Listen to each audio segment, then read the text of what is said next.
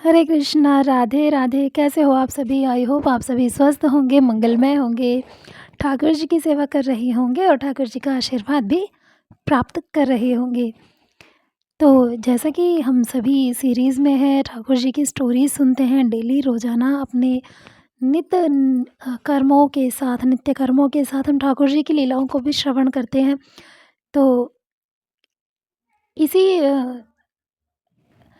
Series में आज मैं लेकर आई हूँ आप सभी के सामने ठाकुर जी के एक ऐसे भक्त की कहानी, ठाकुर जी की एक ऐसी मनमोहक लीला जो आपको गदगद कर देगी। आई थिंक आप सभी ने सुनी भी होगी और यदि नहीं भी सुनी है तो सुनिएगा ज़रूर। वीडियो अच्छी लगे तो लाइक कर दीजिएगा, चैनल को भी सब्सक्राइब कर लीजिएगा ताकि आगे आने वाली स्टोरीज़, ठाकुर जी की लीलाएँ आप सभी श्रवण कर सकें। तो ठाकुर जी के एक भक्त हुए हैं हरपाल। शायद हरपाल जी की स्टोरी आप सभी ने सुनी होगी, तो चलिए फिर भी सुन लेते हैं स्टोरी। तो हरपाल जी एक ऐसे भक्त हुए हैं ठाकुर जी के, जो ठाकुर जी की नित्य सेवा क्या करते थे। नित्य ठाकुर जी की पूजा, प्रार्थना, सेवा जो भी उनसे बन पड़ता था, ठाकुर जी के परम भक्त थे। और इस भक्ति की प्रक्रिया में ही उनका जो बचपन था वो गुज़रा। उसके बाद यौवन अवस्था आई, तो जब उनके विवाह की बात चलाई उनके परिवार वालों ने, घर वालों ने, तो हरपाल जी ने विवाह करने से इनकार कर दिया। सबने पूछा भई ऐसा क्यों? तो हरपाल जी ने कहा यदि मैंने विवाह कर लिया तो मेरी भक्ति में विघ्न आ जाएगा और मैं भक्ति नहीं कर पाऊँगा। तो घर वाले बड़े चिंतित हुए। उन्होंने हरपाल जी से कहा कि अच्छा तो कुछ ऐसी तरकीब बताइए जिससे आपका विवाह भी हो जाए और आपकी भक्ति में भी विघ्न ना आए। तब हरपाल जी ने बड़ा ही सोच विचार करके एक प्रस्ताव उन सभी के समक्ष रखा। हरपाल जी ने मन ही मन सोचा कि ऐसा तो शायद मुश्किल ही होगा, तो जैसा उन्होंने सोचा, जो उनका जैसा भी उन्होंने योजना बनाई और उसके हिसाब से उन्होंने सोचा कि मैं इस तरह से अपने घर वालों से बात करूँगा तो मेरा विवाह भी नहीं होगा और मेरी भक्ति में भी खलल नहीं आएगा और मेरे घर वालों का भी मन रह जाएगा। तो उन्होंने क्या किया, उन्होंने अपने घर वालों से बोला कि ठीक है मैं विवाह कर लूँगा, मेरी विवाह की लेकिन एक शर्त है। घर वालों ने पूछा शर्त बताइए। तो हरपाल जी ने कहा ठीक है, मुझे ठाकुर जी की एक ऐसी भक्त चाहिए जो ठाकुर जी की रात दिन सेवा करती हो, ठाकुर जी में जिसकी प्रीति हो। क्योंकि अगर ठाकुर जी से प्रेम ना करने वाली पत्नी मुझे मिली तो मेरा जो प्रेम है, मेरी जो भक्ति है वो खंडित हो जाएगी। तो यदि आप सभी मेरा विवाह करना चाहते हो तो उसके लिए आपको एक ऐसी लड़की को ढूँढना है जो ठाकुर जी में अनन्य प्रीति रखती हो। अब ठाकुर जी तो उनकी कृपा को कौन जान सकता है। तो उनके घर वालों ने सोचा ठीक है, तो पहले तो आपस में सबने सोचा कि आज के समय में इस कलयुग में इस तरह की लड़की मिलना तो मुश्किल है। लेकिन फिर भी उन्होंने बहुत यत्न किए और आखिरकार उन्हें एक ऐसी लड़की मिली, ठाकुर जी की कृपा हुई और एक ऐसी लड़की उन्हें मिली जिन्होंने हरपाल से शादी करने की एक शर्त रखी। उन्होंने कहा कि जो ठाकुर जी की अनन्य भक्त थी और उन्होंने कहा कि ठीक है मैं भी विवाह ऐसे व्यक्ति से करूँगी जो हर रोज़ 1000 संतों को भोजन प्रसादी कराए। अब उनके जो घरवाले थे उन्होंने हरपाल जी के समक्ष ये प्रस्ताव, ये शर्त बताई कि जी लड़की ने ये शर्त रखी है कि अगर आप 1000 संतों को नित्य प्रति भोजन प्रसादी करा देंगे तो ही वो आपसे विवाह करेगी। इतना सुन के हरपाल जी की तो खुशी का कोई ठिकाना ही नहीं रहा। हरपाल जी बड़े खुश हुए और हरपाल जी ने ये प्रस्ताव मान लिया और हरपाल जी का उस लड़की के साथ विवाह हो गया। अब विवाह हो गया, हरपाल जी की शादी हो गई और पत्नी भी आ गई और बड़े ही प्रेम भाव से, भक्ति भाव से संत सेवा भी शुरू हुई। रोज़ाना 1000 संतों को भोजन कराना ही कराना हरपाल जी और उनकी पत्नी का नित्य नेम हो गया। अब मैं आपको यहाँ पर एक बात बता दूँ कि जो हरपाल जी थे वो पुश्तैनी रईस किस्म के आदमी थे। उन्हें किसी काम को करने का कभी ज़रूरत ही नहीं पड़ी पैसा कमाने के लिए। तो हरपाल जी को पैसे से संबंधित किसी तरह की कोई प्रॉब्लम ही नहीं थी। उन्हें समस्या ही नहीं आई कि संत सेवा में कोई कमी आए। अब एक छोटी-सी बात है कि यदि कोई मटका घड़ा पैसे का भरा हुआ रखा है, धन का भरा रखा है, तो आप उसमें से यदि थोड़ा-थोड़ा निकालते जाएँगे, तो कुछ दिन तो आपको पता ही नहीं चलेगा, लेकिन एक दिन क्या होगा, वो जो पैसों का, धन का भरा जो घड़ा है, वो एक दिन खाली हो जाएगा। और इसी स्थिति की तरफ जा रहे थे हरपाल जी। तो दिन बीते, महीने बीते, 6 महीने बीते, वर्ष बीता, 2 वर्ष बीते, 4 वर्ष बीते। इस तरह करते-करते लगभग 5 वर्ष संत सेवा में बीत गए। रोज़ाना संत आते, और ऐसा नहीं है कि जब हम किसी को भंडारा या कुछ करते हैं तो गिने हुए व्यक्ति तो आते नहीं हैं कि हमने 1000 लोगों को बुलाया तो 1000 ही आएँगे, ज़रूरी तो नहीं है, तो ज़्यादा लोग भी आ सकते हैं, 100, 200, 300। बस इसी तरह से हरपाल जी की संत सेवा में भी हुआ। कभी 1000 संत आते, कभी 1100 संत आते, कभी 1200 संत आते, और ये सेवा चलती रही। लगभग 5 साल व्यतीत हो गए, और 5 सालों तक ये सेवा इसी तरह से चलती रही। अब जब 5 साल हो गए, तब हरपाल जी के पास जो भी उनका पुश्तैनी धन रखा था, वो समाप्त हो गया। धन जब समाप्त तो होने ही वाला था, उस समय हरपाल जी को एहसास हुआ कि अब संत सेवा कैसे आगे बढ़ेगी। तो उन्होंने इस बारे में अपनी पत्नी से भी विचार विमर्श नहीं किया, क्योंकि उन्हें पता था कि उनकी पत्नी की तो यही शर्त थी कि संत सेवा होगी तभी मैं आपसे विवाह करूँगी। तो बस इस ग्लानि में उन्होंने अपनी पत्नी से इस विषय में कुछ बात नहीं करी। अब हरपाल जी ने क्या किया कि जैसे उनका धन समाप्त हुआ, हरपाल जी एक धनाढ्य परिवार के व्यक्ति थे, तो उन्होंने क्या किया, उन्होंने नगर में लोगों से कर्जा ले लेकर संत सेवा करनी शुरू कर दी। शुरुआत में तो ये हुआ कि धनाढ्य लोग यदि कभी आपसे कुछ माँगते हैं तो लोग आपको मना नहीं करते। यही हुआ हरपाल जी के साथ भी। हरपाल जी को किसी ने मना नहीं किया, और जिससे वो कर्ज़ा माँगते वो उन्हें कर्ज़ा दे देते। बस इस तरह से उन्होंने कभी 1 महीना, कभी 2 महीना, इस तरह से कर के संत सेवा जारी रखी। लेकिन अब क्या हुआ, अब जब कर्ज़े वालों का कर्ज़ा इतना बढ़ गया हरपाल जी पर, कर्ज़े वाले उनसे कर्ज़ा माँगने आने लगे, तो हरपाल जी के पास कोई रास्ता ही नहीं था। वो परेशान हो गए कि अब मैं क्या करूँ, अब तो कर्ज़ा भी मिलना मुश्किल हो गया, कर्ज़ा भी अब कोई नहीं देता। तब हरपाल जी ने क्या किया, उन्होंने एक मन में ठान लिया कि अब और कोई चारा नहीं चलेगा, संत सेवा केवल तभी हो सकती है अब जब मैं चोरी करूँगा। तो हरपाल जी ने चोरी करने का निर्णय ले लिया।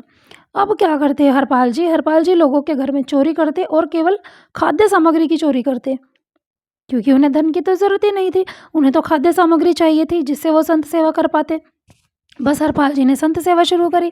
इस तरह से कुछ दिन बीत गए।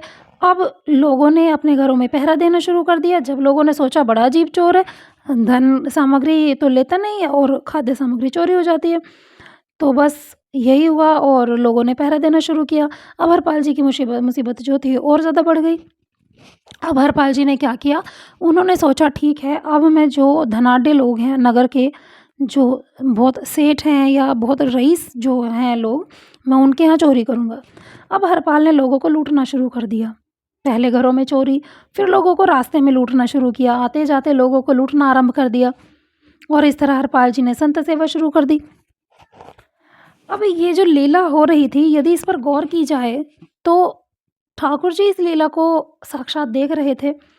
अब एक दिन ठाकुर जी के मन में विचार आया कि चलो क्यों ना हरपाल जी से मिला जाए, क्योंकि उस समय पर हरपाल जी की हालत वो हो गई थी कि लोग हरपाल जी को देखते ही मारने के लिए दौड़ने लगे कि ये तो डकैत है, और इस तरह से उस हरपाल से बचाने के लिए लोग हिंसा का सहारा लेने लगे, और हरपाल जी भी और ज़्यादा हिंसक हो गए।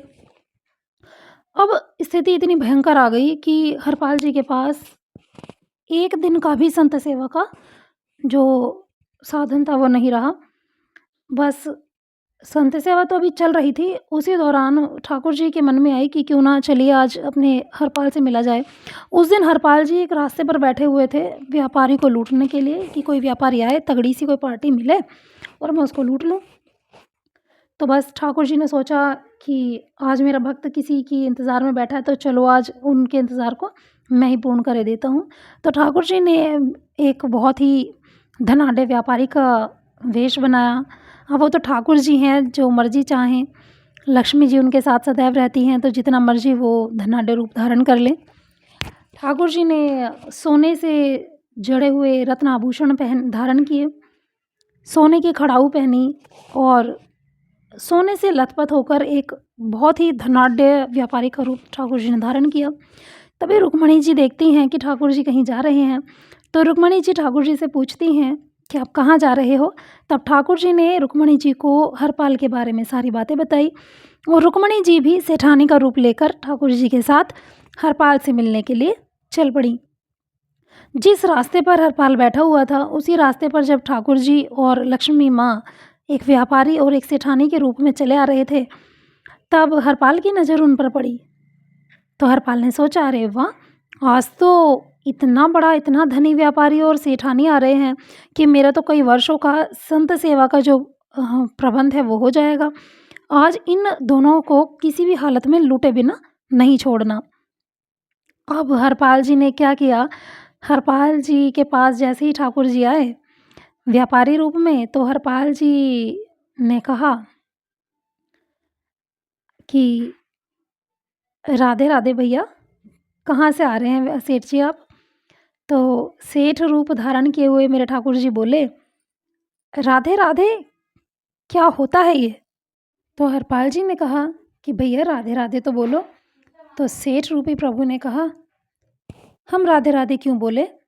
और क्या सारे दिन तुम भगवान में लीन रहते हो, भगवान का नाम जपते रहते हो, आखिर भगवान तुम्हें देते क्या हैं? इस पर हरपाल जी को बड़ा क्रोध आया और उन्होंने मन ही मन सोचा कि आज इस व्यापारी को मैं बिल्कुल भी नहीं छोड़ूंगा। इस व्यापारी ने मेरे प्रभु का अपमान किया। एक बार को मैं इसे लूटने का किसी कारण से यदि मन का अपना निकाल भी देता कि चलो इसको नहीं लूटूंगा, तो अब तो मैं इसको लूटे बिना बिल्कुल भी नहीं छोड़ूंगा। बस हरपाल जी को क्रोध आया, लेकिन क्योंकि उन्हें सेठ रूपी ठाकुर जी को लूटना था, तो इसलिए हरपाल जी ने ज़्यादा कुछ नहीं, उन्हें नहीं कहा सामने से। तब व्यापारी ने कहा कि भैया, यहाँ पर कोई लुटेरा रहता है हरपाल नाम का, बस तुम हमें उससे बचाकर नगर से बाहर निकाल दो। तो हरपाल जी ने कहा ठीक है, यहाँ पर एक लुटेरा रहता तो है, हरपाल नाम का डकैत रहता है यहाँ पर, मैं आपको उससे बचाकर निकाल दूंगा, लेकिन आपको उसके लिए इस घने जंगल में से होकर जाना पड़ेगा, क्योंकि नगर के बाहर जाने का रास्ता इस घने जंगल के भीतर से ही होकर जाता है। अब ठाकुर जी ने कहा ठीक है।